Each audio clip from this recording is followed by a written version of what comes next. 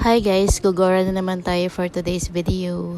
Yung kotse pala ng ate ko yung gagamitin namin, siya ang aming driver for today. Pumunta kasi kami dito sa Manawag para magsimba. At umaambon-ambon pa nga nung time na yan. Hapon na nga kami umalis at di na nga namin naabutan yung misa. Pero buti na lang at hindi naman pala nagsasara ang simbahan ng Manawag. After namin magdasal sa loob, ay pumunta naman kami dito sa may likod para magturok ng kandila.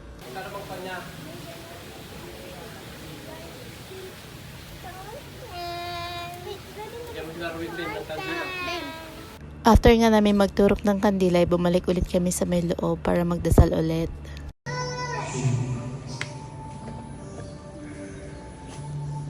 Ay, mag-pray ka. Kali. Ay, mag-pray. Maya-maya nga lang ay lumabas na nga rin kami at buti na nga lang at wala ng ambon. Nag-picture-picture na lang muna kami dito sa may harap ng simbahan. At itong si Robin, kinarga ko na nga dahil napagod na nga siya sa kakalakad. Tapos sabi ng mga kasama ko ay kakain muna daw kami bago kami umuwi. Dito na nga lang kami sa Chowking kumain kasi nga nagsasawa na nga daw sila sa Jollibee at McDo. Mas gusto kasi ng mga bata sa mga fast food kasi nga dahil sa chicken. Kaya hindi talaga nawawala ang chicken pag nag-o-order. At ito na nga yung mga order namin. Sa wakas dumating din after 20 to 30 minutes yata yung pag-aantay namin. Ang favorite ko talaga kainin dito sa Chowking yung chowpat na may siomay.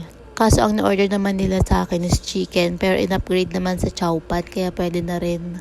Tapos yung ate ko naman pansit naman yung kanyang favorite. At ayan na nga, busog na nga kami kaya uwian time na. Yung sasakyan pala ng isa kong ate yung ginamit namin kasi nga hindi kami kasya sa kotse kaya lumipat na lang kami dun sa CRV ng ate ko. Anyway, yun lang for today's video. Bye!